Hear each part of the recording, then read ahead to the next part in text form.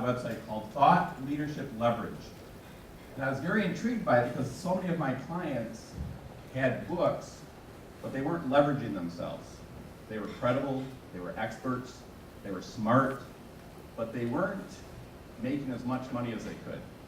So I started introducing my clients to Peter, and I got raves back from them saying, boy, this guy's smart, he helped monetize my content. So Peter has worked with dozens of our clients, and he's a very sharp guy in the content marketing world, monetizing content. He lives in Long Island, a short ride here, so he loves doing these seminars. And please help me welcome Peter Winick. Thanks, Jerry. I'm blinded here. So first off, it's an honor to be here, and I want to thank all of you for coming. And you guys should thank yourselves, because pretty much everyone in this room has just won an award for their book, which, by the way, most people don't. So give yourself a round of applause. I know how much effort and work and sweat and tears and all the thankless nights and time away from your family. It's a lot of work. So just take a moment to kind of appreciate it, because you get so kind of crazed with the book piece. So let me ask you a question. So the books have just come out for everybody in here within the last year, I guess, or so. So if you were to look back over the last 12 months of your life, 18 months, whatever, if you start with kind of the writing phase to the pre-release to the release and all that other kind of stuff, how many of you spent 10% of your time on the book? 20, 30, 50. Nobody spent any time? 60? I can't see the hands. I'm kind of blind here. 50, 60, 70? A lot of time? Okay. A lot of time. Okay. How many of you get a lot of your income or 70% of your income from your books? Really? Okay, cool. What I find is too many authors and thought leaders spend an inordinate amount of time writing their books, marketing their books, promoting their books. And books are really kind of a stupid business when you think about it. If you were to amortize all the time, energy, and effort in over whether you self-publish, obviously you guys have self-published or not, the dollar you make per book, $2, $5, whatever it is, kind of doesn't make sense. It's like the white-collar sweatshop or something, right? You know, it just sort of doesn't work. So what I would suggest that you do, and what I'm hoping to talk to you about today, is to think differently and think about the business that you're in differently and the activities that you do differently. I think that you're not authors and you're not thought leaders and you're not speakers, but you're in the content business. Might not have been the plan, might not have been what you wanted, but you have content. Hold on, the high tech here. Andrew, it's pretty cool. Some places have clickers, but we don't have that here. So one of the things I would suggest is your book. People get obsessed about a book because you can talk about it, you can win awards for it, you can give it to people. There's this phenomena that happens is the day after your book is published and someone introduces you as a published author, everybody else in the room thinks your IQ went up 30 points, right? It's like all of a sudden you're smarter, you're taller, you're sexier, you're handsome, except your spouse may or may not agree with that. So it's kind of cool. We get obsessed with the books as we have to produce and there's deadlines and all this other kind of stuff. But the book to me is just one place that your content lives, right? And your content is an asset. It's an asset and it lives in the book. So one of the things that I would urge you to think about is how do you customize and repurpose that content? What else do you do with it? Because there's people that read books and people that don't. People that read them digitally, people that don't. But the content, the essence of what's in there, there's lots of other things that you can do with that. Back up, Andrew. Where you go? One of the things that you can do is once a book is written, by the way, it's written, it's done, it's locked and loaded. I can't edit that thing anymore. But with content, as you learn and as you're out in the marketplace and as you're talking to clients, you learn things every day. And you can take that learning and those anecdotes and those experiences and share it and add it to the content and put it back out in different formats. You can create videos. You can move to different modalities. So what I find is if we look at what hasn't changed in the world, authors write words, stuff, books, etc. People, if we look at the percentage of people that's the only way they consume information, it's going down and down and down and down, right? So one of the things that you need to do is to be comfortable moving to different mediums and modalities. How many folks here have dabbled in video? Okay. How many do it consistently? So small percentage, okay. So one thing is we never know how people like to consume content. So you have to have it out there in as many formats and as many varieties as you can. So if you know that there's some essence of your book or your blog postings or your writing that really works, try taking the stuff that you know resonates with people and has gotten great feedback, and turn it into something else. Turn it into a video, or turn a chapter into your book into a 500-word article, or a 7 steps to, or a Q&A kind of thing. And you don't need to constantly create. So one of the things I think you need to be honest with yourselves about is everybody that writes is creative. And you don't always need to be creating new stuff after new stuff after new stuff. Sometimes you do because that's what drives you, that's what gives you the juice, that's cool. But from a business standpoint, you need to think of your content as assets. And what I say to people is the content business is unlike any other. If you were in the real estate business and you really like the part about designing the buildings and getting them up there and then kind of taking a step back and go, wow, that one's kind of cool, and that one does something different, and that one's got a waterfall, whatever, but you didn't really like the part about either selling those properties or renting them, you wouldn't be in business too long, right? In the content business, you can constantly be churning stuff out there on a one-off basis to meet the need of one client or one article. And oftentimes, from an efficiency standpoint, we don't look and say, what do I have that I can repurpose? And what do I have that I can bring to light again and kind of reframe it for a specific population? Cool. So that's one thought. Another thought I want to talk about is what I call thought leadership marketing. So I think we're living in a really just amazing, fascinating, interesting time. I'm not old enough to remember Spaldings like my friend Peter.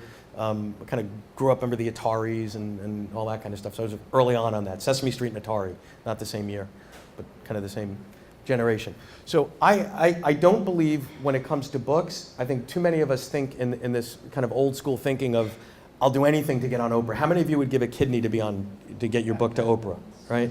She doesn't need your kidney and it's not going to happen, right? The Today Show. Like, those days are over. What you need to be thinking about is what I call thought leadership marketing. And to me, what that means is, number one is define who you're trying to reach with as much specificity as you can. If you're trying to be all things to all people, you're nothing to no one. It's not going to work. And one of the things that's big blinking red light to me when I talk to a client is, so tell me who your content is most valuable to or resonates best with. And I hear, everyone. I'm like, great.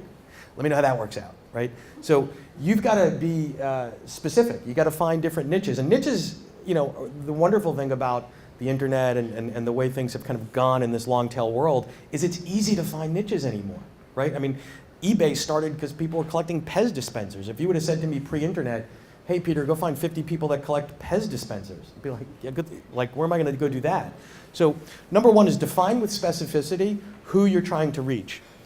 Then you figure out where are they hanging out in the real world and in the online world. And you get some research done, right? And you figure out the blogs that they're reading. And the blogs that they're reading might not be name brand blogs to you. They might not be Huffington Post or CNN or whatever the case may be. It could just be some dude that's writing a blog in his basement or something, but he's got an interesting following in that niche. And you find 50 or 100 of those folks. Most of them aren't doing it for a living or professionally, so they want content, and they want content that resonates to the people that you want to connect with. So there's sort of a mutual benefit there. The next thing you do is when you figure out where these people are hanging out, not just the blogs, but the conferences they're going to and the events they're going to and the publications that they're reading, and there are still things called print magazines and traditional media that they're in. What is the type of content that those places publish? What is the format, right? So there's some really cool websites that are only publishing basically video now. Blogs, you know, content is getting shorter and shorter and shorter. I think we're, you know, somewhere between the 140 character tweet and a 500 word blog posting is where probably 80% of stuff gets consumed today, as scary as that may be. And if you tend to be more verbose, or you come from academia, I've had clients that come from academia where we're working together and we try to order lunch and it's like 3 days later with 17 pages of footnotes, right? So it's not easy to be concise and to change your style. But if your targeted audiences are only reading things that are in short doses and you're kind of a long-winded, not that that's necessarily bad, you need to kind of figure out how to make that shift. So that's kind of aligning your content, and then that's the preferences. The other thing I would say when it comes to thought leadership marketing is you have to have some metrics. So old school PR, old school public relations, and public relations is great, and it has there's a need for that. But what old school PR is about is getting you placed in the media. Period, end of conversation, right? They want to get you placed in media. They'll do, you know, you guys have probably done AM radio book tours or blog tours on the web, all this other kind of this, like as soon as you publish, all of a sudden you see these people coming out at you, right? The consultants are coming out and the whatever. That's okay, but what thought leadership marketing is about branding. It's about getting your stuff out there. To Peter's point earlier, you can't tell the world you're really, really smart, or you're a thought leader, or you're a guru. Kind of a jerk, right? Like I got up here and said, hey, I'm the smartest guy in the room. Kind of not cool, right? If other people say, hey, he's sort of bright, and I bought Jerry a drink earlier, so that's why he said that. That kind of sounds a little bit better. It's not a paid advertisement, right? So getting others to do that for you makes sense. So there's a branding piece, there is a placement piece, and then what you want to do is really figure out, as a result of exposing your content in all these different formats to these niche markets, what's the call to action ultimately? So you're giving away your stuff, you're giving away the content. Ultimately, they're going, he's the best at X. I need to call that guy, that company, that whatever, to help me solve this problem. And you generate actual paying business. That to me is thought leadership marketing. It's also not event driven, because everyone here has written a book. How many want to do it again next month? Wow, that's the crazy section. You want to do it again next month? Great, okay. You know, how many, if you didn't do it again for a little while, would be kind of okay, right? You can, got it, there we go. Cool. Let's see if Andrew's awake. Oh, thank you, Andrew. Cool.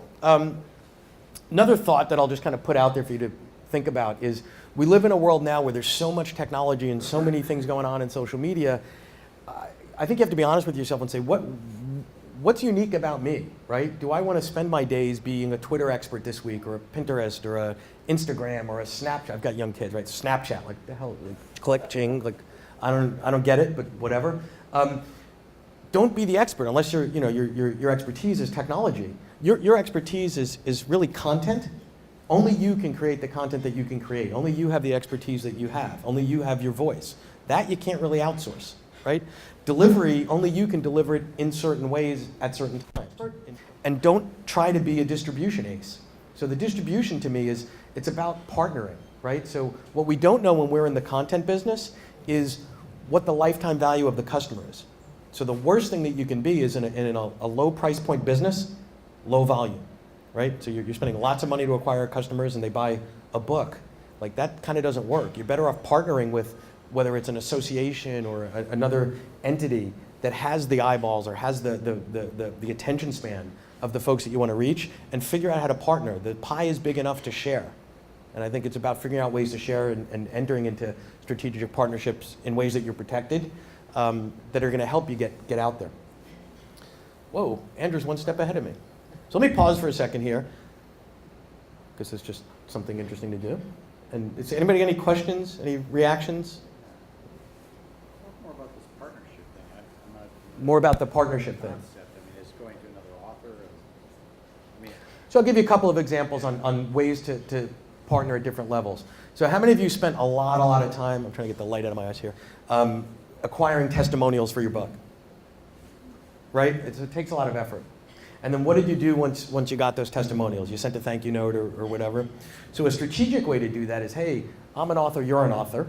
So there's sort of this kind of unwritten rule, if you will, that if another author likes your work, you ask them for a testimonial. And don't stop there, because all that does is when somebody goes to a bookstore and they look at the back of the book, they go, wow, he said this is really bright. By the way, most of us are buying things digitally. We don't even know who the publisher is anymore, let alone the testimonial, so nobody even sees that. The real value in that testimonial, in my opinion, is to go back to that other author and thought leader and say, hey, author Joe, my book's coming out October 11th, and here's a list of tweets, and here's some Facebook posts, and here's a whole list of stuff. Can you really put this out and help me promote it and send it out to your followers? And anytime I can be helpful to you, I'd be glad to do it. Because I can tell you any day of the week, I'd rather focus on 10 other authors that each have a following of 100,000 people. They have an exponentially higher potential to buy your book and your content than just going out en masse. So that's one way to partner. Does that make sense? I mean, another way is just the distribution. If somebody already has a great distribution network for content, just figure out how to partner with them and say, listen, my stuff is valuable and powerful to the people that are on your system. How do we do this? How do we figure out how to do it? Any other questions? No, there's no snoring, so that's a good sign. Next one. So, a couple of questions that I would make sure that you're always kind of refreshing and thinking to yourself is, one is, what is your platform? So I talk to a lot of people and I say, oh, okay, you got a book coming out or you wrote a book, tell me about it. And then the next thing I hear is the voice from the Peanuts. The teacher, wah, wah, wah, wah, wah, wah, and I'm kind of snoring by the end. You have to be succinct and you have to be able to communicate what your platform is and why it's unique and different. The world doesn't need another book on sales. The world doesn't need another book on leadership. Somebody want to get that? World doesn't need another book on management. There isn't that much new stuff out there. It's how you bring it to the world and the kind of nuances that you bring to it and the stories that you tell and the examples and the research that you bring to the table that makes your platform unique. So I think you got to focus on defining what your platform is. A content roadmap. So once many people have published their book, they feel like they've given birth and now they got to sit back and kind of nurture this thing. Well, unless you want to write another book, what is the content, the product roadmap that comes off of that book? So once somebody reads the book, what's next for them? And who is that somebody? Is that a consumer? That's kind of the Harv Eckert clientele? Is it an entrepreneur? They have a different kind of mindset when it comes to content. Is it a Fortune 1000 company, a global organization, a nonprofit, government agency? Who is that and what do they do now that they bought your book? What's the next step? And if you don't think about it, don't put the burden on them to come to you and say, this is what I want to do next. I figured, people aren't going to pick up the phone or email you and say, I really, really loved your book and I don't know what to do next. So I spent a lot of time thinking about how I can give you some money. And here's what we came up with this word for you. I haven't, anybody got that call, right? So it's your job to think about it. And it might seem glaringly obvious. Hey, I'm a consultant, hire me to consult. Okay, well, make it glaringly obvious. I'm available for ABCD, right? Having some sort of an assessment tool that's a tasting of your product. Markets to serve. How many of you, really spend the time to make strategic decisions about which markets to serve and by default, which markets not to serve, right? How many of you have really spent the time on that? Good, one couple, great. Your offerings and your solutions. Keynote speaking, how many of you do keynote speaking? Cool. How many of you are disappointed with the keynote business as a insane business filled with these things called speakers bureaus and meeting planners and clipboard ladies? How many have met the clipboard lady at the speaking events, right? The one that calls 17 times and all that kind of stuff. Why would you be in that business? Well, you might be in that business because it's fun. You might be in that business because you make money. You might be in that business because it exposes you to populations that can get you out there. But you've got to have a plan and you've got to be focused and know how you want to attack that business, right? It's not going to just come to you. Different markets. So different markets consume content in different ways. This is probably not a big surprise. But if you think about content that's out there, there's consumer content, which Tony Robbins and David Bach and all this other kind of stuff. The litmus test there being, if you were an employee at IBM, would you have the audacity to expense that to your boss? Probably not. So that's consumer. That means that when you're in the market to serve consumers, you have to understand consumer psychology and buying patterns and behavior patterns. It's high on the promise, sometimes a little bit lower on the results than you think. Entrepreneurs, small and mid-sized businesses, entrepreneurs, they're all about growth. They're time-starved, they're busy, they're hectic, they're following their dreams and passions. They consume content differently. They typically have ADD. They don't want to go for something really big and deep. They want to get a quick hit where they can do something in a short period of time and see a little result from that, and then do it again and see a result. I mean, we don't do immersion stuff as much anymore. And then there's kind of traditional B2B, big companies. And if you think about your content and think about it through the lens of what is the problem that this solves and who does it solve it for? That's something to think about. And you have to position your offerings that way. We can skip. Next one, Andrew. Okay. One thing I want to put out here is again, we talked about the book being just one place content lives. To me, the next step that I see lots of people go, because it's sort of easy, is consulting, right? So now consulting is basically just kind of hire the author, hire the thought leader for the day to do stuff, whatever it is that's based on the book. And to me, there's really no difference between consulting and training. The difference is consulting tends to be higher price and lower scale. You can only be in one place at one time, so you have to charge a relatively high fee. And because of that, you're eliminating a big piece of the market. But how many of you do consulting consistently? Right. Cool. How many of you would like to be doing things other than consulting? Because from a business model standpoint, it's not all that different than lawyers, doctors, prostitutes. No offense to the prostitutes being put in the bucket with the lawyers, but you're selling yourself by the hour, by the project, etc. So if you move along here and go to off-the-shelf solution for training, that's just a lower price point with higher leverage. It's the same stuff. They're obviously not getting the brilliance of you in the room, but they're getting some derivative of that, some offering of that, that doesn't require you to be in the room, right? So that's training, that's e-learning, that's assessment tools. There's so many other things to do there. And this is where people kind of get confused, because that's a whole confusing landscape to kind of navigate that and figure that out. And then there's obviously some levels of that in the middle. So my point being, take your content, and if you're not consulting, at least consider starting on the consulting side. Yes, question? I just wanted to say, can you talk a little about assessment tools? You've mentioned that a couple of times. Sure. So I'm a big fan of assessment tools because, well, this is here's like we're in like Nerds Anonymous here or something. It's high margin, highly recurring revenue streams. It's like music to my ears, right? So what an assessment tool is, you've seen them in things like strength finders, in speed of trust. It's basically something that measures the problem that you're claiming to solve, right? So there are different levels of an assessment tool. A lot of books now are giving away a free assessment tool. It might be a 10-question questionnaire online, and it rates your score compared to a population. It says on a 1 to 10, you're a 7. So to get to an 8 or a 9 or a 10, you have to do more stuff. There's paid versions of it. What is your beliefs that, right? So if we were to sit down, we'd say, okay, what are the 10 dimensions that you would kind of evaluate someone? You're probably doing it intuitively because you've been doing it a long time.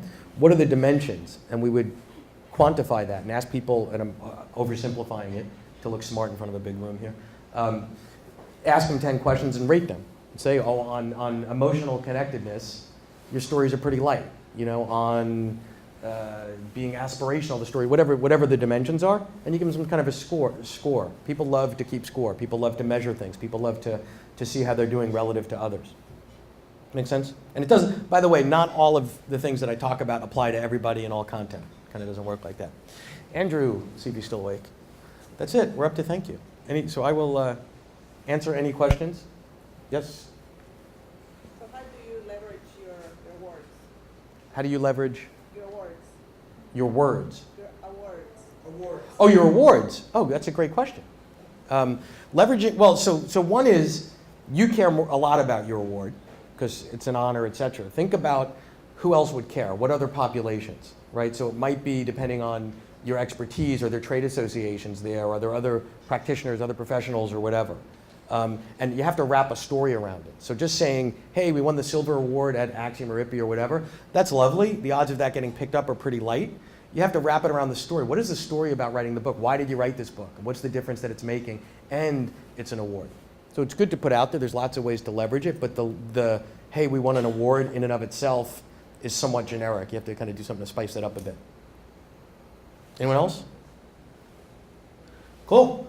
Well, I hate to be standing between you and the bar, but that's apparently where I found myself.